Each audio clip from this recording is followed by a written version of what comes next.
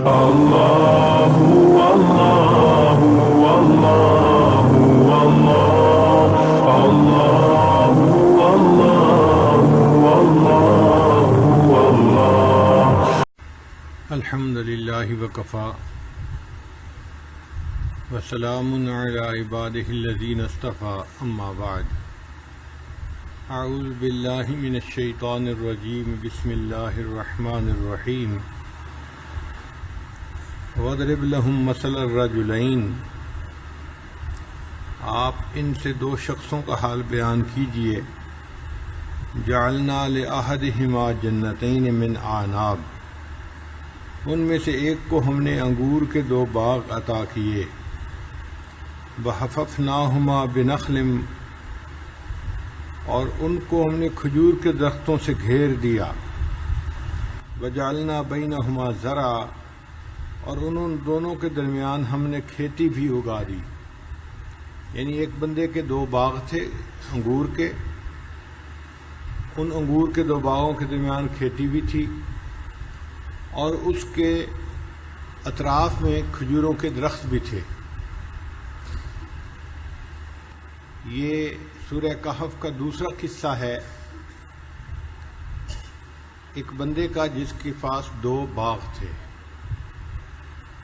بعض مفسرین نے لکھا کہ بنی اسرائیل کے یہ دو بندے تھے. ایک امیر آدمی تھا اور اس کا باغ تھا. ایک فقیر آدمی تھا مگر ایمان والا تھا. دونوں بھائی تھے یا آپس میں پڑوسی تھے، تعلق تھا. ان کا یہ واقعہ ہے. اور بعض مفسرین نے لکھا کہ نہیں، مکہ مکرمہ کے دو لوگ تھے اور یہ ان دونوں کا واقعہ ہے. بہرحال مکہ مکرمہ کے ہوں یا بنی اسرائیل کے، واقعہ دو بندوں کا ہے. ایک امیر تھا، مشرک تھا، ایمان سے خالی تھا، اور دوسرا فقیر تھا مگر ایمان والا تھا. اللہ تعالیٰ بیان فرماتے ہیں کہ جس شخص کو ہم نے باغ دیے اس کے پاس انگوروں کے دو باغ تھے اور ان باغوں کے درمیان کھیتی بھی تھی اور اس کے اطراف میں کھجور کے درخت بھی تھے. یہاں دو باغ کیوں کہے گئے؟ ذرا اس کی حقیقت کو سمجھ لیجئے کہ باغ کے درمیان میں سے پانی کی نہر جا رہی تھی. جن لوگوں کے ہاں نہری پانی ہوتا ہے وہ سمجھتے ہیں کہ نہر سے جب پانی لیا جاتا ہے اور اس کی نالا آگے لے کر جاتے ہیں تو دو طرف کھیت الگ الگ ہو جاتے ہیں. حالانکہ وہ ایک ہی مالک ہوتا ہے مگر اس نالے کے ایک طرف کھیت الگ نظر آتا ہے اور دوسری طرف الگ نظر آتا ہے. تو یہ بھی معاملہ ایسا ہی تھا کہ مالک ایک تھا اور باغ بھی ایک ہی تھا، لیکن درمیان میں پانی کے نالا گزرنے کی وجہ سے وہ ایک کی جگہ دو باغ نظر آتے تھے. تو اللہ رب العزت نے یوں ہی فرما دیا کہ ہم نے ایک بندے کو دو باغ عطا کیے تھے. ان انگور کے دو باغوں کے درمیان جو حصہ تھا اس میں کھیتی باڑی ہوتی تھی اور اس کی جو اطراف تھیں اس کے اوپر کھجور کے درخت لگے ہوئے تھے. کلتا الجنتین آتت اکلہا. یہ دونوں باغ اپنا پورا پورا پھل دیتے تھے. ولم تظلم منہ شیئا. اور پھلوں میں ذرا بھی کمی نہ رہتی تھی. وفجرنا خلالہما نہرا. اور ہم نے ان دونوں کے درمیان نہر جاری کر دی تھی. یعنی وہ جو پانی کا نالا تھا نا، وہ نہر تھی جو درمیان میں گزر رہی تھی، جس نے باغ کو دو حصوں میں تقسیم کر دیا تھا. وکان لہ ثمر. اور اس کے لیے اور بھی پھل تھے. فقال لصاحبہ وہو یحاورہ. اس بندے نے اپنے ساتھی سے بات کی، انا اکثر منک مالا واعز نفرا، کہ میں تجھ سے مال بھی زیادہ رکھتا ہوں اور میرے پاس کام کرنے والے بندے بھی زیادہ ہیں. عام طور پر ہم نے دیکھا ہے کہ جو کسان لوگ ہوتے ہیں یہ جب بیٹھ کے باتیں کرتے ہیں تو اپنے کھیت کی فصل کی باتیں کرنا ان کو اچھا لگتا ہے. تو اس نے بھی کہا کہ دیکھو میرا مال بھی تجھ سے زیادہ ہے اور میرے پاس جو کام کرنے والے لوگ ہیں وہ بھی تجھ سے زیادہ ہیں. ودخل جنتہ، اور وہ اس حال میں اپنے باغ میں داخل ہو گیا، وہو ظالم لنفسہ، اور وہ اپنی جان پر ظلم کرنے والا تھا، یعنی متکبر بندہ تھا، مال کا گھمنڈ تھا اس کو، تو وہ اپنی جان پہ ظلم کرنے والا تھا. قال، کہنے لگا، ما اظن ان تبید ہذہ ابدا، کہ میں یہ گمان نہیں کرتا کہ یہ باغ کبھی خراب ہوگا. جب آدمی اپنے کھیت کو، باغ کو سیٹ کر لیتا ہے نا، تو دیکھ کے اس کا دل چاہتا ہے کہ یہ ہمیشہ اسی طرح رہے، کبھی خراب نہ ہو. تو یہ بندہ بھی جب اپنے باغ میں داخل ہوتا تھا تو دیکھ کے سوچتا تھا کہ میرا یہ باغ ہمیشہ اسی طرح رہے گا، یہ کبھی بھی خراب نہیں ہوگا. وما اظن الساعۃ قائمۃ، اور نہ میں یہ خیال کرتا ہوں کہ قیامت قائم ہوگی.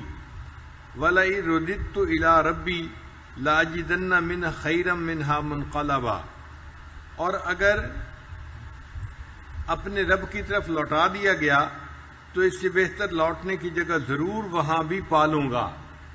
امیر آدمی کے دل میں عجیب غلط فہمی ہوتی ہے، وہ یہ سمجھتا ہے کہ دنیا میں اللہ نے مجھے جیسے یہاں آسانیاں دی ہیں اور عیش و آرام دیا ہے، جب میں مر جاؤں گا تو آخرت میں بھی مجھے اسی طرح عیش و آرام ہی ملے گا. میں یہاں بھی خاص ہوں، میں آگے بھی اللہ کا خاص بندہ ہوں. وہ اپنے اعمال کو نہیں دیکھتا، وہ اپنے مال کو اللہ کے ہاں اپنی قبولیت کی دلیل سمجھتا ہے کہ اللہ مجھ سے راضی ہے تو اللہ نے مجھے اتنا رزق دیا ہوا ہے، ہر چیز اللہ نے جو مجھے عطا کی ہے اس کا مطلب اللہ مجھے اچھا سمجھتے ہیں، مجھے پسند کرتے ہیں. اور چونکہ مجھے پسند کرتے ہیں اور اللہ نے دنیا میں مجھے اتنا دیا ہے تو اول تو قیامت کے دن آنا نہیں، اور اگر آ بھی گیا تو وہاں بھی مجھے اسی طرح بڑا باغ ملے گا اور میں وہاں بھی بڑا بن کر زندگی گزاروں گا. قال له صاحبه وهو يحاوره، اس کے ساتھی نے جواب دیتے ہوئے اس سے کہا، اکفرت بالذی خلقک من تراب، کیا تم نے کفر کیا اس اللہ کے ساتھ، اس ذات کے ساتھ جس نے تجھے مٹی سے پیدا کیا، ثم من نطفۃ، پھر نطفہ سے پیدا کیا، ثم سواک رجلا، پھر اللہ نے تجھے بالکل صحیح آدمی بنایا. یعنی اللہ نے تمہیں پیدا کیا، اگر وہ چاہتا تمہاری بصارت نہ ہوتی، سماعت نہ ہوتی، تمہارے جسم کے اعضاء ٹھیک نہ ہوتے، صحت اچھی نہ ہوتی، اللہ نے تمہیں بالکل صحیح صحت کے ساتھ صحیح سالم انسان بنایا، تو یہ اللہ کا تجھ پر فضل ہے اور کرم ہے. لیکن هو اللہ ربی، تو میری بات تو یہ ہے کہ وہ اللہ میرا رب ہے. ولا اشرک بربی احدا، اور میں اپنے رب کے ساتھ کسی کو شریک نہیں ٹھہراتا. ولولا اذ دخلت جنتک، اور جب تو اپنے باغ میں داخل ہوا، قلت ما شاء اللہ، تو تجھے چاہیے تھا کہ تو یہ کہتا کہ یہ اللہ کی طرف سے ہے. لا قوت الا باللہ، اللہ کے سوا کوئی قوت والا نہیں. ان ترنی انا اقل منک مالا و ولدا، اگر تو مجھے اس حال میں دیکھ رہا ہے کہ میں تجھ سے مال اور اولاد میں کم ہوں، فعسى ربی ان یؤتینی خیرا من جنتک، قریب ہے کہ میرا رب مجھے تجھ سے بہتر باغ عطا فرما دے. ویرسل علیہا حسبانا من السماء، اور تیرے باغ پر اللہ آسمان سے کوئی آفت بھیج دے. فتصبح صعیدا زلقا، جس کی وجہ سے تیرا باغ ایک میدان بن کر رہ جائے. اور یصبح ماؤہا غورا، اور اللہ تعالیٰ پانی کو زمین کے اندر نیچے اتار دے. فلن تستطیع له طلبا، پھر تو اسے طلب کرنے کی کوشش نہ کر سکے. یعنی تو پانی نکالنا بھی چاہے تو اتنا گہرا پانی ہو کہ تو پانی نکال ہی نہ سکے. ابھی تو تجھے وافر پانی مل رہا ہے نا، جس کی وجہ سے تیرے باغ میں پھل بھی ہے اور تجھے مال مل رہا ہے اور تیرے اندر تکبر آ گیا ہے. اللہ اس پانی کے لیول کو زمین میں اگر نیچے کر دے تو پھر تیرے باغ کا کیا بنے گا؟ پھر تیرا باغ خراب ہو جائے گا. وَأُحِيطَ بِثَمَرِهِ، اور اس کے پھلوں کو آفت سے گھیر دیا گیا. فَأَصْبَحَ يُقَلِّبُ كَفَّيْهِ عَلَى مَا أَنفَقَ فِيهَا، اور اس حال میں اس شخص میں اس نے صبح کی کہ جو کچھ اس میں خرچ کیا تھا اس پر ہاتھ ملنے لگ گیا. وہی خاویۃ علی عروشہا، مفسرین نے لکھا ہے کہ ایک آگ لگی اور اس کے جو درخت تھے وہ سارے کے سارے اس میں جل گئے۔ یہ جو انگور کے درخت ہوتے ہیں نا، یہ سیزن میں تو سرسبز ہوتے ہیں، پھل دیتے ہیں، جب سیزن ختم ہو جاتا ہے تو اس کے پتے بالکل خشک ہو جاتے ہیں، بلکہ اس کو کاٹ دیا جاتا ہے تو باقی خشک لکڑی کی طرح درخت رہ جاتا ہے۔ اب جب آگ لگی تو وہ جو خشک لکڑی کی طرح درخت تھے وہ جل گئے اور اس کا باغ بالکل چٹیل میدان کی طرح بن گیا، اور اس نے پھلوں کو لٹکانے کے لیے جو اس کے اوپر چیزیں لگائی ہوئی تھیں وہ بھی جل کر نیچے گر گئیں۔ اب وہ افسوس کرنے لگا، میں نے تو اس باغ کو ڈیولپ کرنے کے لیے اتنا پیسہ خرچ کیا تھا، آگ لگ گئی، میرا پیسہ بھی ضائع ہو گیا اور میرا باغ بھی چلا گیا۔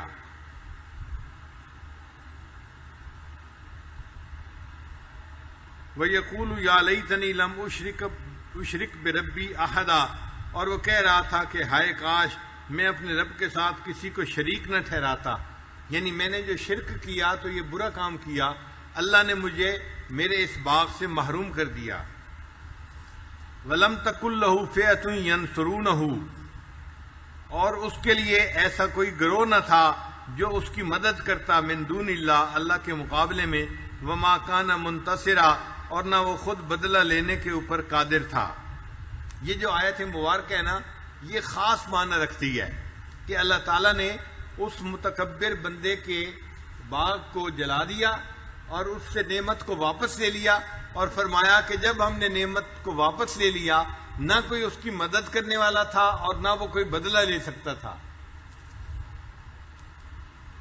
ہنالک الولایۃ للہ الحق، ایسے موقع پر اللہ کے سوا میں اللہ ہی کی مدد ہوتی ہے جو حق ہے۔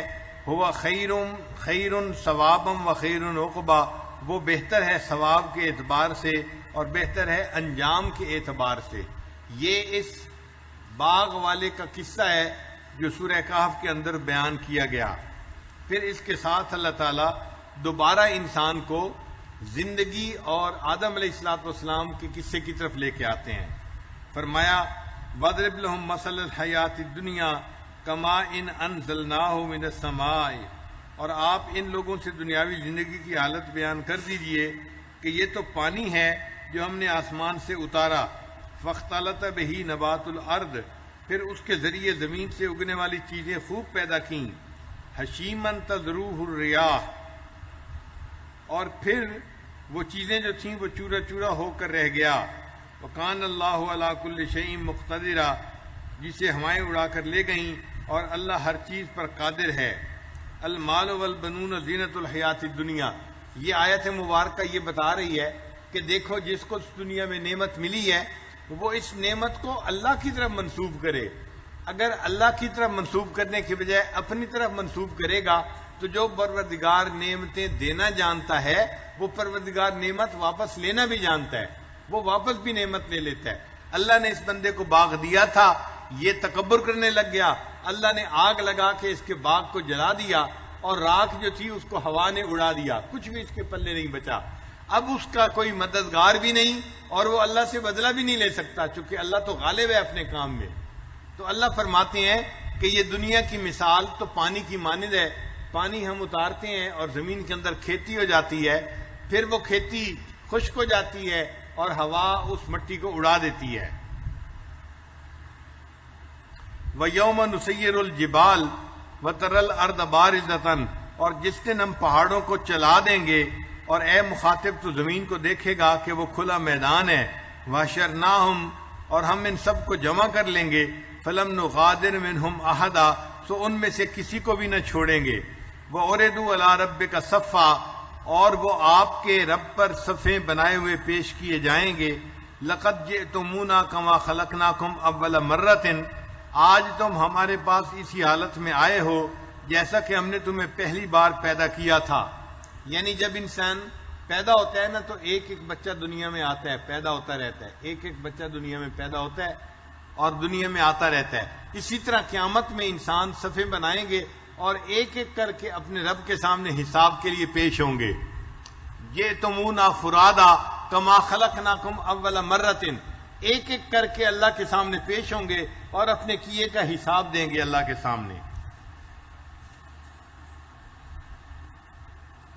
ووضع الکتاب اور اعمال نامے رکھ دیے جائیں گے، فَتَرَى الْمُجْرِمِينَ آپ مجرمین کو دیکھیں گے، مشفقین مما فی کہ وہ اپنے نام اعمال کے اندر جو لکھے ہوئے گناہ ہوں گے ان کی وجہ سے ڈر رہے ہوں گے، وَيَقُولُونَ اور وہ یوں کہیں گے، یا ویلتنا ما لہذا الکتاب ہے ہماری بربادی یہ کیسی کتاب ہے، لا یغادر صغیرۃ ولا کبیرۃ الا احصاها اس نے کسی چھوٹے یا بڑے گناہ کو نہیں چھوڑا، ووجدوا ما عملوا حاضرا اور جو انہوں نے دنیا میں کیا ہوگا اس سب کو اپنے نام اعمال میں حاضر پائیں گے، ولا یظلم ربک احدا اور تیرا رب تو کسی کے اوپر ظلم نہیں کرے گا۔ تو اللہ تعالیٰ نے آخرت کے بارے میں یہ چند آیات جو ہیں درمیان میں بیان فرما دی تاکہ دنیا سمجھے کہ صرف دنیا ہی کی زندگی تک بات نہیں ہے، اصل زندگی تو آخرت کی ہے اور ہمیں آخرت میں اپنے اعمال کا حساب اللہ کے سامنے دینا ہے۔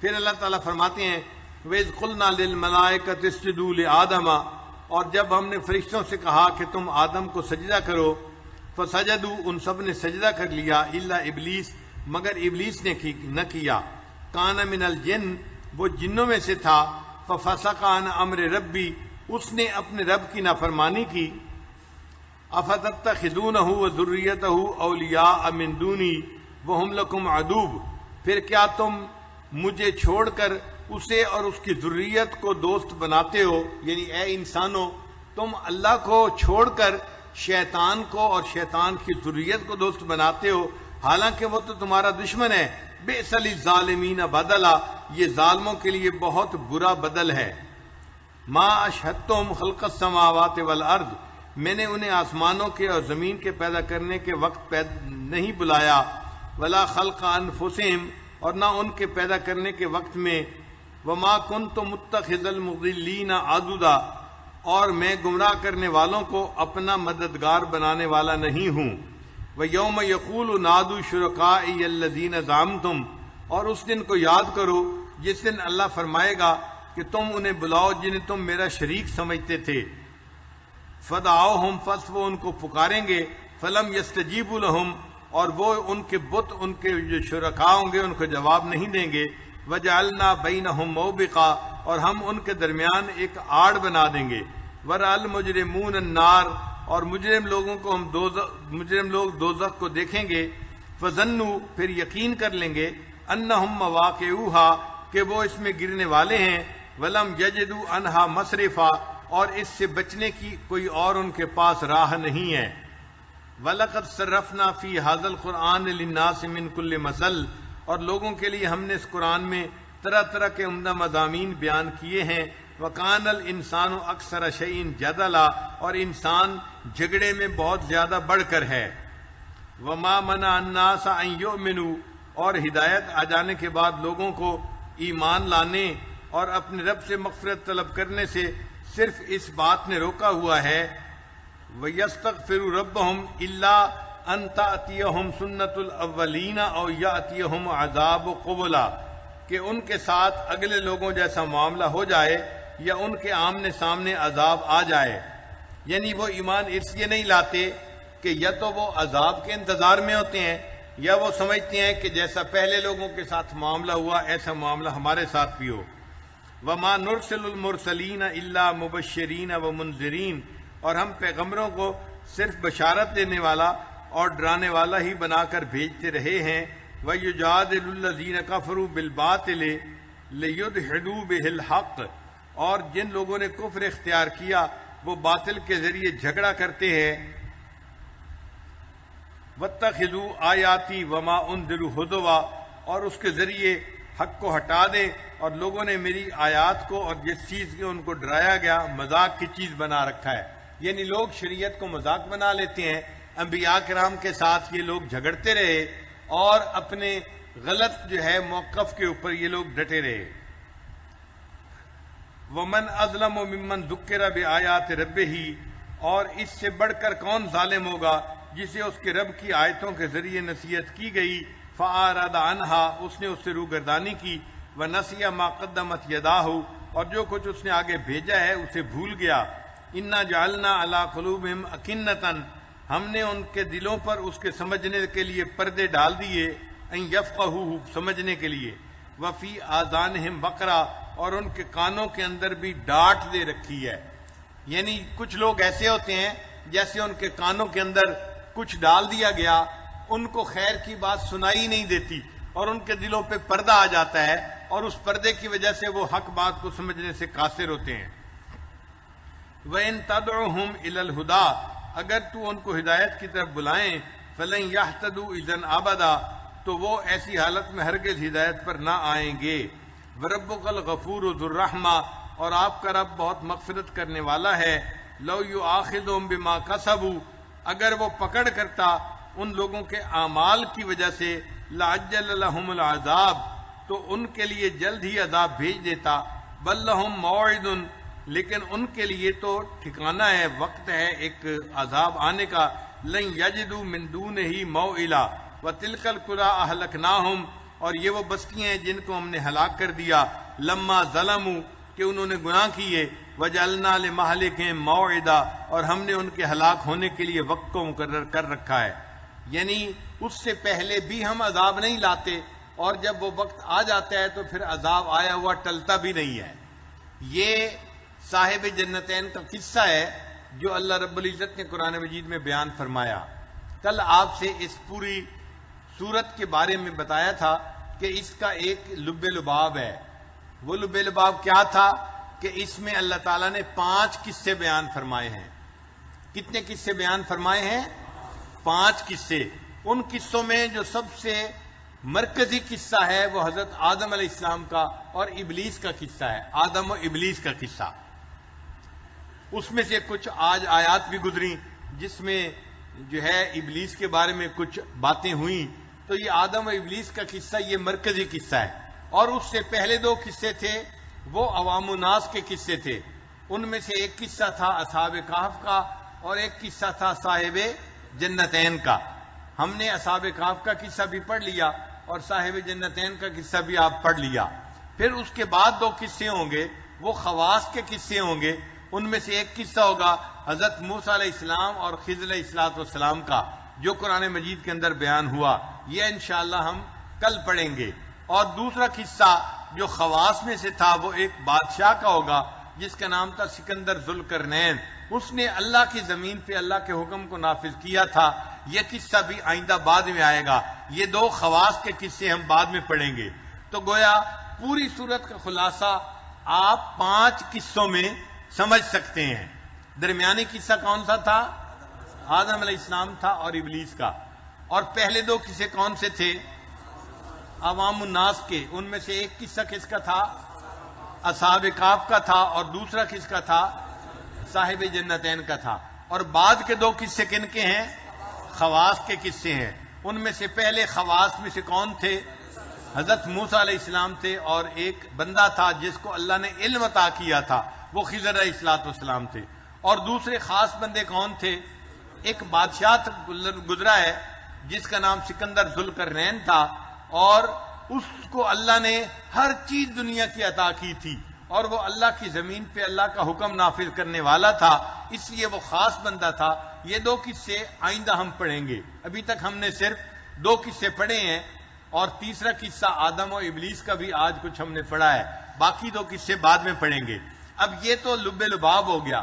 اب اس لب لباب کو تھوڑا سا اور آگے بڑھا لیجئے تو آپ کے لیے بات کو یاد کرنا آسان ہوگا کہ ان تمام قصوں میں سب سے پہلے اللہ رب العزت نے جب سورہ کہف کو شروع کیا تو اپنی الوہیت کا ذکر کیا ہے کہ الہ کون ہے؟ فقط اللہ کی ذات ہے۔ عبادت کے لائق کون ہے؟ اللہ کی ذات ہے۔ لا الہ الا اللہ، نہیں کوئی معبود سوائے اللہ کے۔ تو اللہ نے سورت کو شروع کیا تو شروع میں اللہ نے اپنی الوہیت کا تذکرہ کیا ہے، اور جب اللہ نے سورت کو ختم کیا تو ختم کے اوپر اپنی ربوبیت کا ذکر کیا ہے۔ ختم میں اللہ نے کس کا تذکرہ کیا ہے؟ اپنی ربوبیت کا تذکرہ کیا ہے کہ رب کون ہے؟ اللہ کی ذات ہے۔ فمن کان یرجو لقاء ربہ، اپنی ربوبیت کا تذکرہ اللہ نے سورت کے آخر پر کیا ہے۔ تو سورت کے شروع میں اللہ نے تذکرہ کس کا کیا؟ اپنی الوہیت کا، اور آخر پہ تذکرہ کس کا کیا؟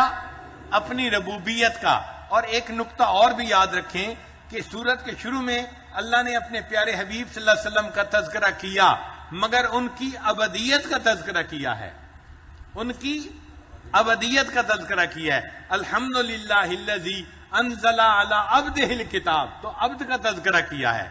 تو شروع میں اللہ نے اپنے حبیب کی ابدیت کا تذکرہ کیا ہے، اور آخر کے اوپر جہاں اللہ نے اپنی ربوبیت کا تذکرہ کیا وہاں پر اپنے محبوب کی بشریت کا تذکرہ کیا ہے۔ وہاں کس کا تذکرہ کیا ہے؟ محبوب کی بشریت کا تذکرہ کیا ہے۔ قل انما انا بشر مثلکم، تو بشریت کا تذکرہ آ گیا نا۔ تو اب پوری سورت کا خلاصہ اور آپ زیادہ بہتر طور پہ سمجھ سکتے ہیں کہ اس سورت میں کتنے قصے بیان ہوئے؟ 5۔ مرکزی قصہ کون سا ہے؟ آدم و ابلیس کا قصہ، اور اس سے پہلے 2 عوام الناس کے قصے ہیں۔ ایک ان میں سے نوجوانوں کا قصہ اصحاب کہف کا ہے، اور دوسرا صاحب جنتین ایک امیر آدمی کا قصہ، مگر وہ مشرک تھا، ایمان سے خالی تھا، اس کا قصہ اللہ نے بیان فرمایا ہے۔ یہ 2 قصے ہم نے پڑھ لیے، اور اس کے بعد 2 قصے اور ہوں گے، وہ خواص کے قصے ہوں گے۔ ان میں سے ایک ہوگا حضرت موسیٰ علیہ السلام کا واقعہ، اور دوسرا کون سا ہوگا؟ سکندر ذوالقرنین کا واقعہ۔ حضرت موسیٰ علیہ السلام تو کلیم اللہ تھے، اللہ کے رسول تھے، اولو العزم رسولوں میں سے تھے، اس لیے وہ خواص میں سے تھے، اور سکندر ذوالقرنین اس لیے خواص میں سے تھا کہ وہ امیر آدمی تھا، مگر اللہ کے زمین پر اللہ کے حکم کو نافذ کرنے والا تھا، اور جو بندہ اللہ کی زمین پہ اللہ کے حکم کو نافذ کرے وہ اللہ کو بڑا پسندیدہ ہوتا ہے، اس لیے وہ بھی ایک مقبول بندہ بن گیا، اللہ کا خاص بندہ بن گیا۔ پھر اس سورت کے شروع میں اللہ نے اپنی الوہیت کا تذکرہ کیا ہے۔ کس کا تذکرہ کیا ہے؟ اپنی الوہیت کا۔ اور سورت کے آخر میں اللہ نے اپنی ربوبیت کا تذکرہ کیا ہے۔ پھر سورت کے شروع میں اللہ نے اپنے حبیب صلی اللہ علیہ وسلم کی ابدیت کا تذکرہ کیا ہے۔ کس کا کیا ہے؟ ان کی ابدیت کا تذکرہ کیا ہے۔ اور سورت کے آخر میں اللہ نے اپنے حبیب صلی اللہ علیہ وسلم کی بشریت کا تذکرہ کیا ہے۔ یہ اب پوری سورت کا خلاصہ آپ کے ذہن میں گویا بیٹھ گیا۔ اب ہم ذرا چند نکات اور بھی اس کے بارے میں پڑھتے ہیں۔ سب سے پہلے نکات ہیں جو اللہ تعالیٰ ارشاد فرماتے ہیں، الحمدللہ الذی انزل علی عبدہ الکتاب، کہ اللہ رب العزت نے اپنے پیارے حبیب صلی اللہ علیہ وسلم کے لیے عبد کا لفظ استعمال کیا ہے۔ انسان کے لیے سب سے بڑا مقام جو وہ دنیا میں پا سکتا ہے وہ ابدیت ہے۔ سب سے بڑی بلندی جو انسان اس دنیا میں حاصل کر سکتا ہے وہ بلندی کون سی ہے؟ ابدیت۔ اسی لیے انسان ذکر کرتا ہے تاکہ ذکر کی وجہ سے انسان کے اندر اللہ کی محبت آ جائے، اور اللہ کی محبت اس کے دل سے ماں سوا کی محبت کو ختم کر دیتی ہے، دنیا کی محبت مٹا دیتی ہے، مخلوق کی محبت کر دیتی ہے، دل اللہ کی محبت سے بھر جاتا ہے۔ اب یہ اللہ کی محبت جو ہے صرف اسی کا ہونا ہی مقصود نہیں ہے، بلکہ اس سے ایک قدم آگے ہے۔ وہ کیا؟ کہ جب یہ محبت دل میں آتی ہے اور بڑھ جاتی ہے پھر انسان اپنے محبوب کو راضی کرنا چاہتا ہے۔ محبت کی وجہ سے اپنے محبوب کو راضی کرنے کی فکر ہوتی ہے۔ ماں بیٹے کو خوش کرتی ہے، بیٹا والدین کو خوش کرتا ہے، تو محبوب محب ہمیشہ اپنے محبوب سے محبت ہی نہیں کرتا بلکہ اپنے محبوب کو راضی کرنے کی فکر میں لگا ہوتا ہے۔ تو جب بندے کے دل میں اللہ کی محبت آ گئی، اب اس کے دل میں کیا خواہش پیدا ہوگی کہ میں اپنے اللہ کو راضی کروں، چنانچہ اس کے دل میں رضا کی طلب پیدا ہوتی ہے، اور بندہ مقام رضا کو حاصل کرنے کی فکر میں آ جاتا ہے۔ اب جس بندے کو رضا حاصل ہونے کی فکر لگ جاتی ہے تو رضا کیا چیز ہے؟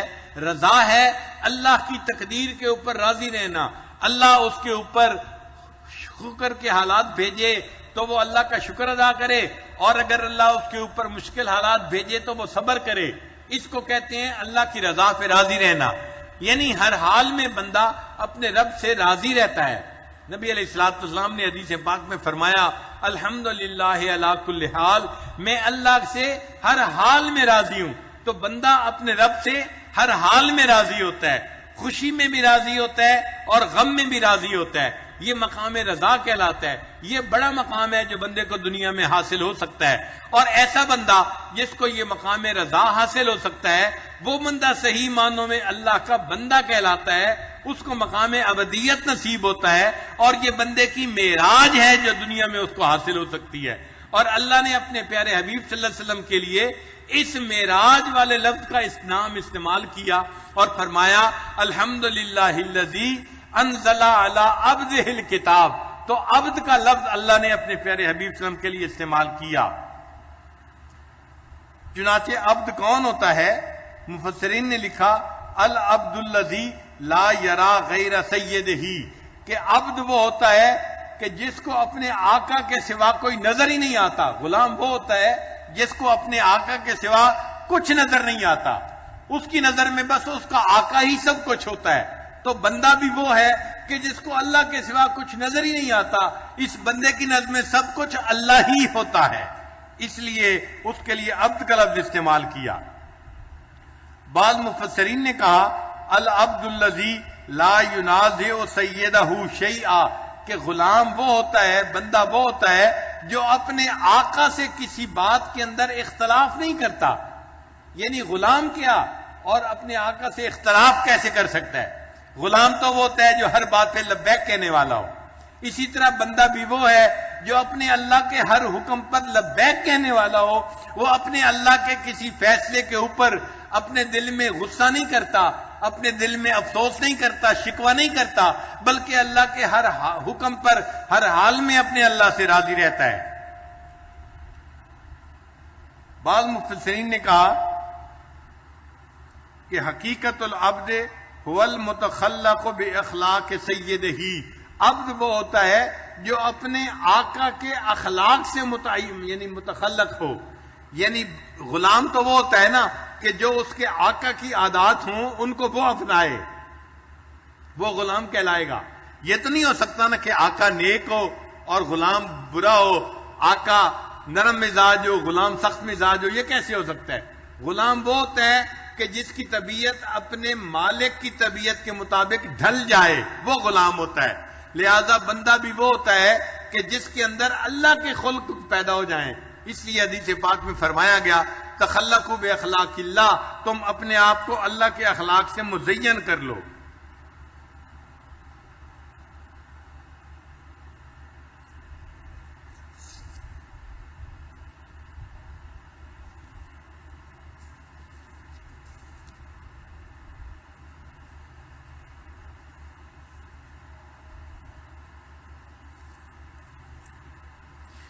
اللہ رب العزت نے سورت کو حمد کے ساتھ شروع کیا، تو ہمیں چاہیے کہ قولی، فعلی اور حالی ہر طرح کی حمد اللہ کے لیے ہونی چاہیے. قولی کہتے ہیں زبان سے انسان الحمدللہ پڑھے، اللہ کی تعریف کرے، اللہ میں آپ سے ہر حال میں راضی ہوں، اے اللہ آپ نے مجھے بہت اچھے حال میں رکھا ہے، میں اپنے پروردگار سے ہر حال میں خوش ہوں. یہ قولی حمد ہو گئی. اور ایک ہے فعلی. فعلی کا مطلب یہ کہ انسان پھر اللہ کے حکموں کی فرما برداری بھی کرے. یہ اللہ کی حمد ہے کہ انسان اللہ کے حکموں کی پابندی کرنے والا ہو. اور حالی جو ہے وہ یہ کہ انسان کسی بھی حال میں ہے، عند کل حال من الاحوال، وہ اللہ کی حمد بیان کرے. نبی علیہ السلام نے ارشاد فرمایا الحمدللہ علی کل حال، کہ میں اللہ سے ہر حال میں راضی ہوں. تو بندہ اپنے اللہ سے ہر حال میں راضی رہے. یہ اللہ تعالیٰ کی حمد ہے جو ہمیں بیان کرنی چاہیے اور ہمیں راضی رہنا چاہیے. سورہ کہف کے اندر اللہ رب العزت نے کوئی ایک آیت ایسی نہیں بنائی کہ اس ایک آیت کی وجہ سے سورہ کہف کا پڑھنے والا فتنہ دجال سے بچ جائے گا، بلکہ سورہ کہف کے اندر جتنے واقعات ہیں وہ واقعات انسان کو ایسا سبق سکھاتے ہیں، ایسی تعلیم دیتے ہیں، ایسی ذہن سازی کرتے ہیں کہ ان کی تعلیمات دل میں اتر جائیں تو ایسا بندہ دجال سے فتنے سے محفوظ رہے گا. دجال کے فتنے کے بارے میں حدیث پاک میں ہے کہ نبی علیہ السلام نے ارشاد فرمایا کہ آدم علیہ السلام سے لے کر قیامت تک کوئی اتنا بڑا فتنہ نہیں آیا جتنا فتنہ بڑا دجال کا فتنہ ہوگا.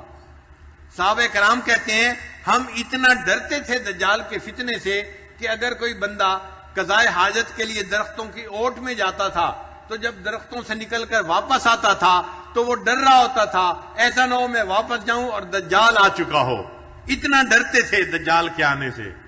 تو اگر صحابہ کرام کو دجال کے آنے کا اتنا ڈر تھا تو آپ سوچیں ہم تو قیامت کے کتنے قریب کی زندگی گزار رہے ہیں، ہمیں تو دجال کے فتنے سے بڑا ڈرنے کی ضرورت ہے۔ احادیث سے پتہ چلتا ہے کہ دجال ایک شخص ہوگا جو دنیا کے اندر فتنہ پھیلائے گا۔ اچھا، دجال کا لفظ سمجھ لیجئے، دجل کہتے ہیں فریب کو، ملمہ سازی کو۔ کئی لوگ ہوتے ہیں نا کہ وہ تانبے کے زیور بنا کے اس کے اوپر سونے کا پانی چڑھا دیتے ہیں، تو دیکھنے میں وہ سونے کا زیور نظر آتا ہے لیکن ہوتا تانبے کا ہے، تو اس کو ملمہ سازی کہتے ہیں۔ یہی دجل ہے کہ اوپر سے کچھ نظر آتا ہے، اندر سے کچھ ہوتا ہے۔ تو دجال بھی اوپر سے کچھ ہوگا، اندر سے کچھ ہوگا۔ اور جو دجالی تہذیب ہے وہ بھی اسی طرح کہ اوپر سے بڑی خوشنما نظر آئے گی لیکن اس کے اندر خرابی ہوگی، اندر اس کے فتنہ ہوگا۔ اور آج دجالی تہذیب بڑھتی چلی جا رہی ہے، مادیت کا فتنہ اتنا آ گیا ہے کہ آج کفر جو ہے اپنی تہذیب کو پوری دنیا کے اندر غالب کرنے کے لیے کوشش میں لگا ہوا ہے، اور وہ بڑے پیارے پیارے نام استعمال کرتا ہے۔ آپ دیکھیں جمہوریت کا نام کتنا پیارا ہے، اس نام کو پوری دنیا میں اس نے پھیلا دیا ہے، چنانچہ اچھے لکھے پڑھے لوگ شریعت نافذ کرنے سے گھبراتے ہیں یا شریعت نافذ کرنے سے پریشان ہوتے ہیں، حالانکہ اللہ کی زمین ہے، اللہ کے بندے ہیں، اللہ کا حکم نافذ کرنے میں کیا رکاوٹ ہونی چاہیے؟ کوئی رکاوٹ نہیں ہونی چاہیے، لیکن اس نے نام اتنا خوبصورت بنا دیا، آج پوری دنیا بس جمہوریت کے پیچھے لگی ہوئی ہے۔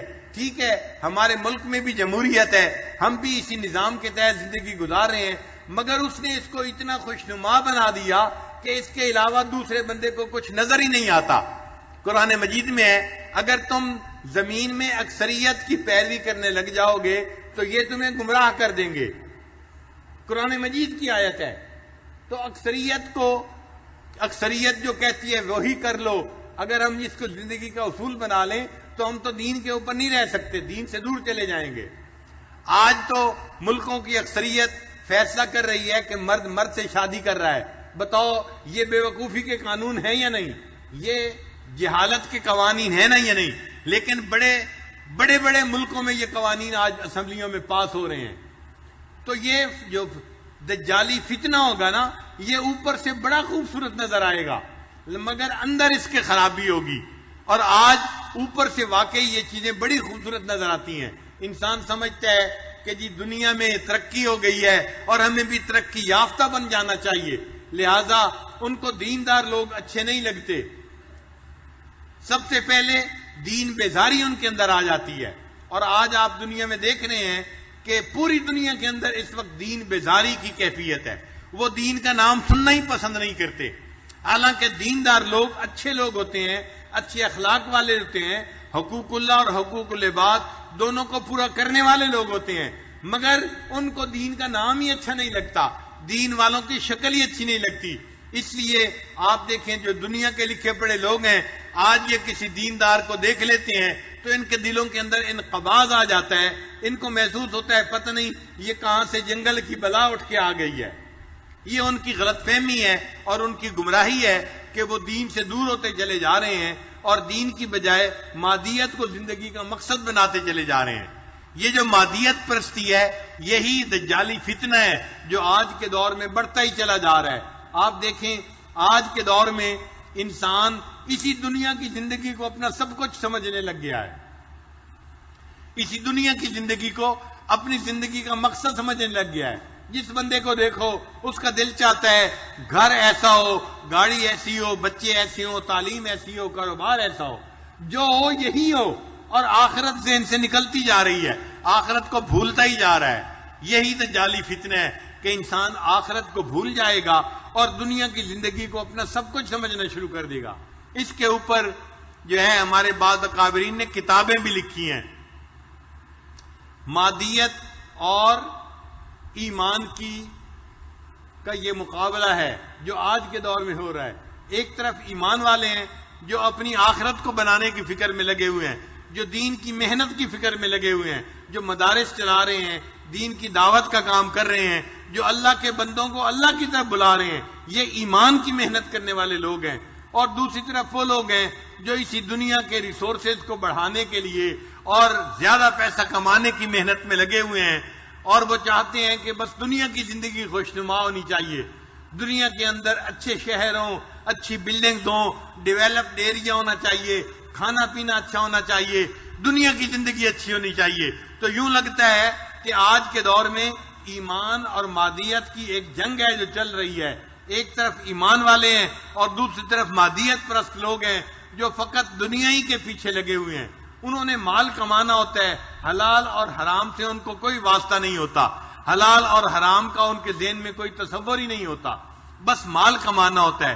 یہی دجالی فتنہ ہے جو آج کے دور میں عام ہو گیا ہے، اور اس میں ہر بندہ جو ہے وہ آہستہ آہستہ الجھتا چلا جا رہا ہے.